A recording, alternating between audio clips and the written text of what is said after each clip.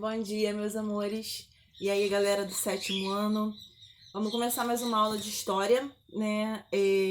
Eu comprei um quadro para começar a fazer meus rabiscos, que vocês sabem que eu adoro, né? Preciso escrever. E aí, mas são uns esquemas, sendo que da forma que eu tô gravando hoje, tá espelhado, né? Então eu tô aqui fazendo um vídeo sozinha. Numa próxima aula, eu já vou gravar de outra maneira, aí vai ficar melhor. E esse quadro que eu montei, que é um esquema sobre a nossa matéria de hoje, eu vou tirar uma foto e vou enviar para vocês, tá? Para vocês copiarem pro caderno. E hoje também tem um exercício para vocês fazerem. Eu quero que vocês passem pro caderno, copiem essa matéria no caderno, tá legal? E aí depois você pode responder na plataforma também, no caderno, ou responde só no caderno, tira foto e anexa para mim aqui no sistema, tá bom? Vamos lá, a gente começa a falar hoje de reforma protestante, né? É um assunto muito importante. Eu queria muito que a gente estivesse em sala de aula para poder interagir. E como vocês adoram fazer pergunta e são alunos nota 1000, super curiosos, eu tenho certeza absoluta que vocês iriam curtir pra caramba esse tema, né? Reforma protestante fala do início da criação de novas religiões. Vimos aí que até o momento, principalmente na Europa, a religião que dominava era o catolicismo, né? A Igreja Católica era a religião dominante. Se não falar a única da Europa. Não que em outros lugares, como na Ásia, na Índia, na China, não existissem outras religiões. Lembrando que a gente está falando, o nosso foco de história, de conteúdo histórico, é europeu. Por que europeu, professora? Por que a gente só fala de Europa? Por que a gente não fala da China? Por que a gente não fala da Ásia, né? Porque nesse momento, os acontecimentos que estão ocorrendo na Europa são importantes porque vão influenciar a nossa vida, a nossa sociedade de hoje. Por isso é focado na Europa. Apesar de ter algumas outras coisas aí, né? Lembrando que o povo branco é europeu. Lembrando que o povo dominante é europeu. Lembrando também que parte da nossa história que a gente conhece, que está retratada nos livros, se trata sempre da história daquele que venceu a guerra, né? Se a gente coloca aí situações de guerra, de uma maneira geral, o vencido, aquele que perdeu, ele não expõe a perda dele, ele não fala sobre a derrota dele, por que ele perdeu. Não, aquele que venceu é o que vai se vangloriar, que vai falar que venceu, que foi superior, que foi melhor. É a mesma coisa se você estiver numa briga com alguém, com um colega, né? E aí você brigou e você saiu vitorioso. Aquele que perdeu, ele não vai sair por aí contando: ah, eu perdi a briga por fulano, ah, fulano me bateu. Não, você que venceu que vai falar: ah, eu ganhei, eu fui melhor que o fulano, que o ciclano, né? Geralmente é assim que acontece. Então, parte disso se trata da questão de quem está escrevendo essa história, tá? Então vamos lá. Essa reforma protestante, primeiro que o nome reforma já te indica alguma coisa sobre o que a gente vai falar, né?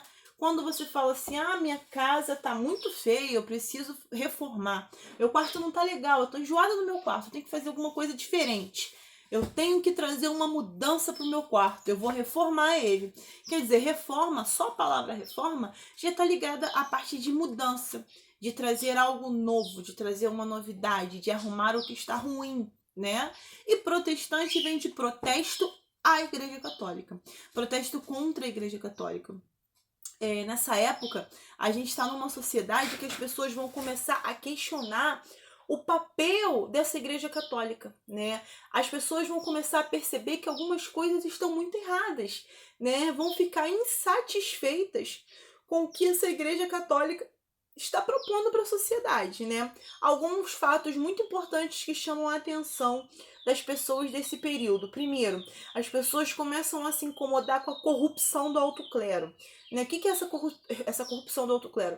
Né? São padres e monges muito bem influentes que são extremamente ricos. Né? E as pessoas vão começar a se perguntar: poxa, eu tô levando meu dinheiro para a igreja, para obras sociais, não para o padre ser rico. O padre é mais rico que eu, tem mais terras que eu.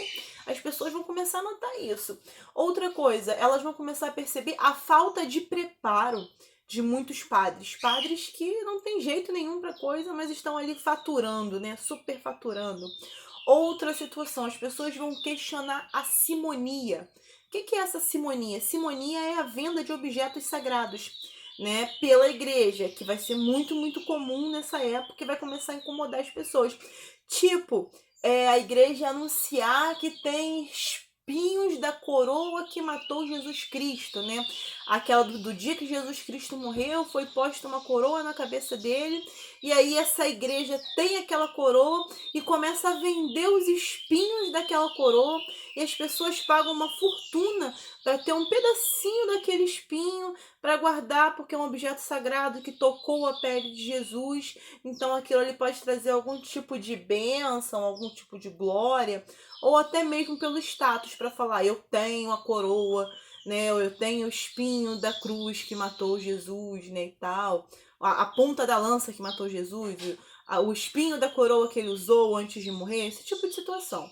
Né? Sendo que várias igrejas vendiam o mesmo espinho, a mesma coroa, o mesmo objeto sagrado, né? Que não tem procedência nenhuma de ser verdadeiro ou não.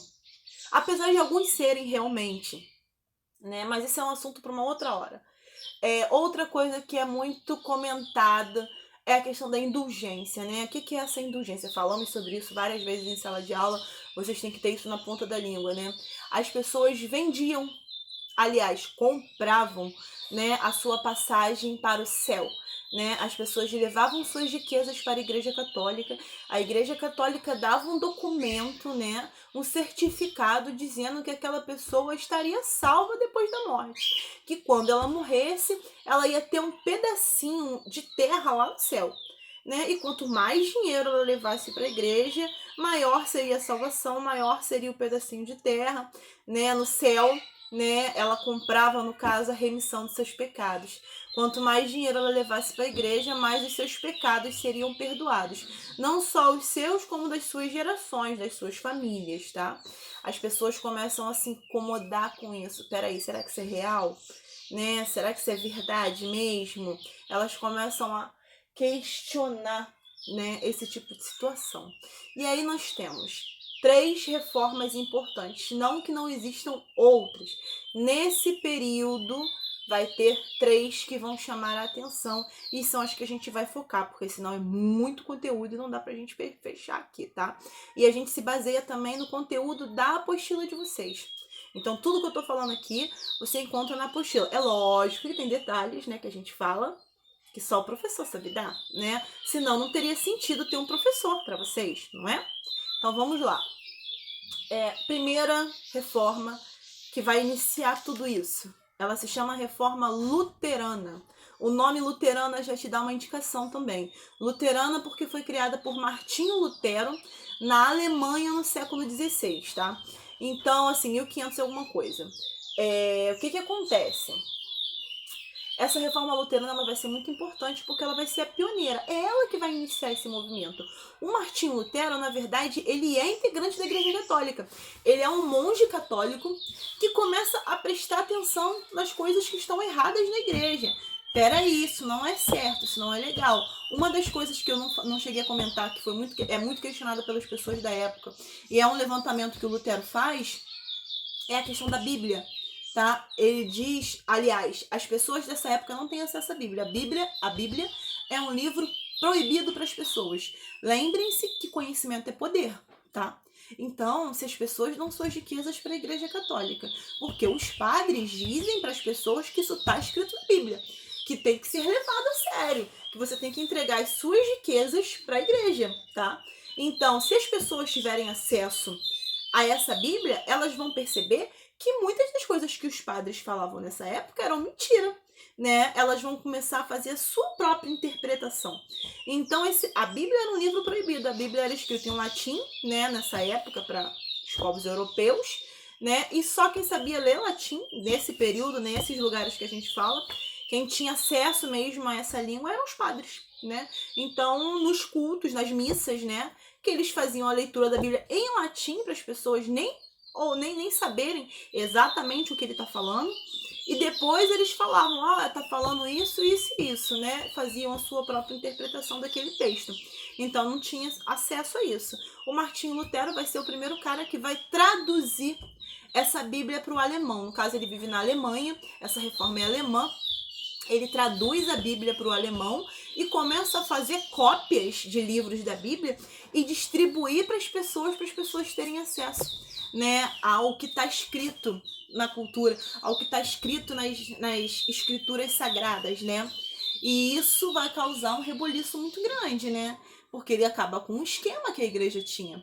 Então a igreja começa a perseguir esse cara. Ele escreve como se fosse um livro, chamado As 95 Teses, né? 95 teses, o nome já diz, são 95 teses, 95 pontos em que ele discorda, em que ele é contra a Igreja Católica. São 95 coisas que a Igreja Católica faz que ele acha totalmente errado, né? E ele escreve e prega em praça pública para as pessoas verem e perceberem que aquilo ali, inclusive, prega nas portas de igrejas católicas, sendo que ele é um monge católico. Quer dizer, não é a igreja totalmente que está errada, né? São as pessoas que estão ali dentro. Tanto que ele sai de conhecimentos católicos, de um ensinamento religioso, mas ele consegue perceber que tem coisas boas e coisas ruins. E essas coisas ruins que o incomodam, e por isso ele quer reformar. Ele não quer acabar com a igreja católica, ele não quer formar uma nova religião, não é essa a intenção dele, nunca foi. A intenção dele era reformar a igreja católica. Ele propõe uma mudança nessa igreja católica, mas é lógico que não passa, né? Então ele é expulso da igreja, ele é perseguido, ele é torturado depois, ele morre por conta dessa igreja católica, né? E aí os seus seguidores que vão formar, digamos assim, essa reforma luterana a partir dos conhecimentos que ele passa para as pessoas. E aí ele passa a tradução da Bíblia, né? Ele fala da questão das indulgências, que ele não concorda com as pessoas comprarem, né, comprarem a sua salvação. Ele sabe que isso é errado, que isso não existe, né? E outras coisas que vocês vão ver na apostila se vocês forem dar uma pesquisada, mas esse é o principal, tá? Depois, quase no mesmo período, eu tenho lá na Suíça, né, quer dizer, um outro país, uma outra realidade, mas as críticas são as mesmas, tá? E eu tenho uma nova reforma. Eu tenho um tipo de pensamento contrário à igreja iniciado por João Calvino, sendo que essa reforma ela é conhecida como reforma calvinista. O que essa reforma calvinista tem de diferente, né? Essa reforma calvinista ela vai trazer uma visão diferenciada, porque ela vai existir não para a população toda, ela vai ser concentrada na população mais rica, né, para os burgueses da época, né, que tem, vamos dizer assim, a pretensão de crescer mais e mais. A reforma calvinista, ela fala de teoria da predestinação. A pessoa estaria predestinada, né, a ser rico ou pobre, dependendo do amor de Deus por ela.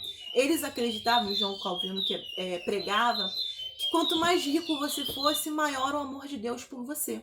Tá? E se você fosse pobre, é porque em algum momento da história lá da sua família, do seu pai, do seu avô, do seu bisavô, alguém fez alguma coisa errada e você está pagando por isso, né? Que é como se Deus estivesse... A pobreza era como se fosse um castigo de Deus. Alguma coisa errada você está fazendo. E a riqueza era uma prova do amor de Deus. E ele incentivava justamente a riqueza.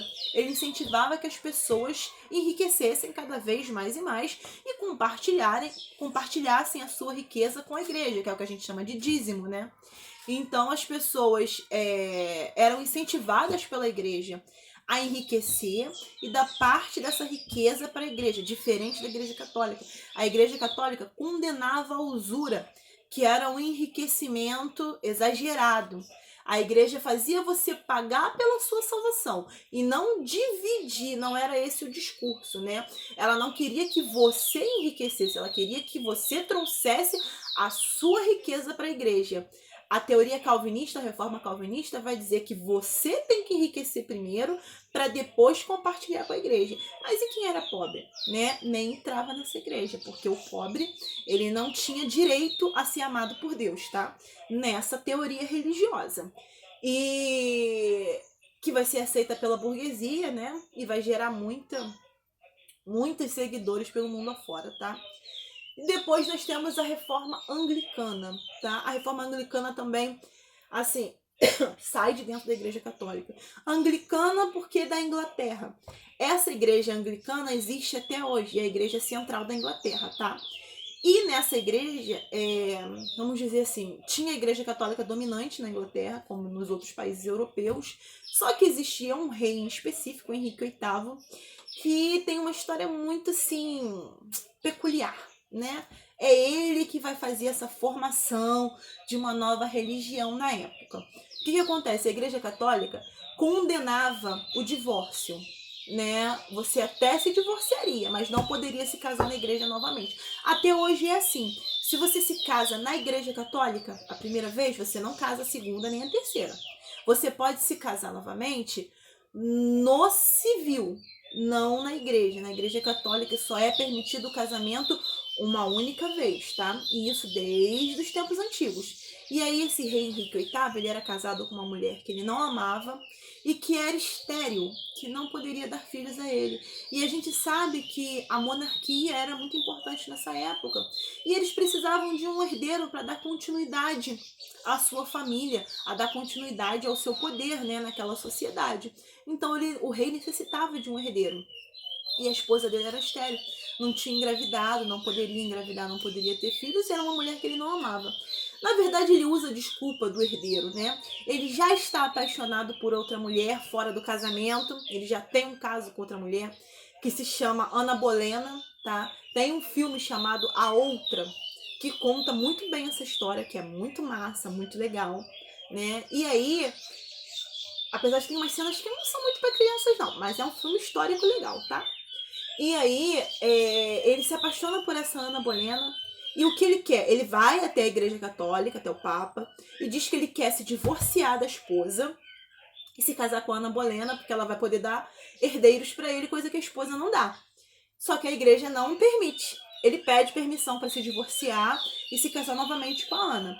Mas a igreja não permite esse casamento. Então, o que ele faz? Vocês não permitem que eu me case com a minha amada? Então, eu me separo da igreja católica. Quer dizer, é lógico que tem outros interesses por trás. Imagina que as pessoas levam suas riquezas para a igreja católica. A igreja católica, na época, ainda é a instituição mais poderosa, né? Nós temos uma igreja católica extremamente rica, bilionária, né? Então, o chefe da igreja, consequentemente, também é rico. E o que acontece? Ele se separa da igreja para poder se divorciar e se casar novamente, tá? Ele rompe com a igreja. Mas ele não é contra a igreja católica, ele é contra a questão do divórcio e ele quer as riquezas que a igreja católica tem. Então, o que ele faz? Ele compra os padres e os monges da época, né, na Inglaterra. Ele chega nas igrejas e fala, olha, vocês vão continuar a mesma coisa. A missa é a mesma, a Bíblia é a mesma, vocês vão continuar cobrando das pessoas, vai ser tudo a mesma coisa. Só que não vai se chamar mais igreja católica, vai se chamar igreja anglicana. Você vai continuar sendo padre, tá? Mas o papa não vai ser mais o seu responsável, não vai ser o chefe da igreja. O chefe da igreja agora sou eu. Ele vai se tornar o chefe supremo da igreja. É o rei, que vai ser o chefe da igreja anglicana, né? E tem uma nova questão agora. A gente pode, se a pessoa estiver insatisfeita com o seu casamento, ela vai poder se separar, tá? E se casar novamente. O divórcio vai ser liberado. E é isso que vai acontecer. E a igreja católica, ela não vai querer se... Ela poderia até iniciar uma guerra com a Inglaterra nessa época para não permitir isso. Mas ela não vai querer se indispor com eles, né? Vai chegar um momento que ela também não vai querer arrumar uma briga tão grande, porque a Inglaterra é gigante. E a Inglaterra tem vários e vários aliados. Arrumar uma briga com a Inglaterra, ela perderia mais do que se liberasse as igrejas pro rei Henrique, né? Então ela libera as igrejas pro rei Henrique, né? Lógico que vão ter disputas, indisposições, brigas políticas por conta disso. Alguns reinos vão cortar relações com a Inglaterra por conta disso, mas vai acontecer, né? Como existe até hoje. E o que acontece? O rei se separa da esposa, se casa com a Ana Bolena, mas ela também não dá filhos a ele, né? Ela dá uma filha, ela engravida, ela tem uma filha mulher. Sendo que, nessa época, a mulher não é vista como algo importante na sociedade. Então, essa filha mulher, ela não é Nem assim, em nenhum momento o rei pensa nela como uma sucessora ao trono. O rei não pensa nisso, ele não quer saber disso. Ele quer um homem. E aí ela não consegue engravidar mais, né? Ela engravida, mas perde. Engravida e perde. Ela aborta, né? Assim, espontaneamente. Ela não consegue engravidar. Isso começa a incomodar o rei. E ele perde o interesse por ela. E aí, nessa tentativa, ele já não procura ela como mulher mais, né? Ele já tem outras amantes, para falar a verdade, né? Na tentativa de gerar um filho, né, ela se deita com o próprio irmão para tentar engravidar, né? Para tentar fazer alguma trama para engravidar. Na verdade, ela não chega a consumar o ato, né? Mas há uma tentativa e é descoberta pelo rei, e aí ele manda prender e mata ela em praça pública. Vai decapitar ela, vai degolar ela, cortar a cabeça dela fora, na frente de toda a população da cidade, né, no meio da praça, para mostrar, olha o que acontece quando alguém trai o rei, né? Não importa quem for, pode ser a esposa dele, né, a amada dele, mas olha o que acontece com quem trai o rei, né? Morre, né? Então, assim, ela paga com a vida por isso. E esse rei, depois, ele não vai ter outros filhos legítimos de um casamento para poder assumir o trono. Acontecem várias coisas, ele é morto. E aí eles precisam de alguém para botar no trono no lugar dele. Por conta, para evitar uma disputa política e guerras na época de outros países que queiram entrar na Inglaterra e tomar o que tem aqui. E aí eles vão buscar justamente a filha do rei, né? Que vive com a tia, afastada, isolada, né? E essa filha se chama Elizabeth. E ela vai se tornar a Rainha Elizabeth. Não é essa Rainha Elizabeth que existe hoje, tá? Essa Rainha Elizabeth é outra. Já se passaram muitos anos. Mas o nome dela, é lógico que é em homenagem a essa, né? Ela vai ser a Rainha Elizabeth, vai ser uma rainha muito famosa e vai ser a primeira rainha da Inglaterra, né? E vai agir com mãos de ferro, né? É bem legal, assim, a história dela. A história da Rainha Elizabeth é uma outra coisa para uma outra situação, né? E pra gente encerrar, é lógico que a Igreja Católica não ia ficar parada vendo tudo isso. Ela vai reagir. Ela vai, vamos dizer assim, se reformar. Ela vai inventar um conjunto de medidas para poder minar, para poder derrotar, para poder trazer as pessoas de volta para a Igreja Católica. Ela está perdendo fiéis. Se ela perde fiéis, ela está perdendo poder, né? Então ela cria um conjunto de medidas para trazer essas pessoas de volta, entre aspas, porque ela não se preocupa muito com as pessoas, né? Ela quer o poder de volta, né? O nome dessa criação, desse conjunto de medidas, a gente vai chamar de contra-reforma, né? Essa contra-reforma é a reação da Igreja Católica contra a reforma protestante, tá? Mas também não é legal. E o que eles vão fazer? Eles vão criar um tribunal de Santa Inquisição. Essa Inquisição são padres perseguidores que vão começar a perseguir pessoas que não querem mais ser católicos, né? E aí muitas pessoas vão ser queimadas na fogueira, muitas pessoas vão ser presas, vão ser torturadas, né? Isso vai levar um pouquinho à derrota, né, e ao sofrimento de muitas pessoas, tá? E outras coisas que tem na apostila de vocês. Vocês podem dar uma lida na apostila e responder as atividades. Se tiver alguma dúvida, é só falar comigo, tá bom? Eu vou estar à disposição no horário de aula todinho. Ó, um beijo para vocês. Fiquem em casa, se cuidem, cuidem da família de vocês, estudem, leiam bons livros, assistam bons filmes de história para aprender um pouco mais, tá legal? E fiquem bem, tá? Eu amo vocês, adoro vocês. Tô morrendo de saudade dessa galera linda, animada que vocês são, tá bom? Beijão!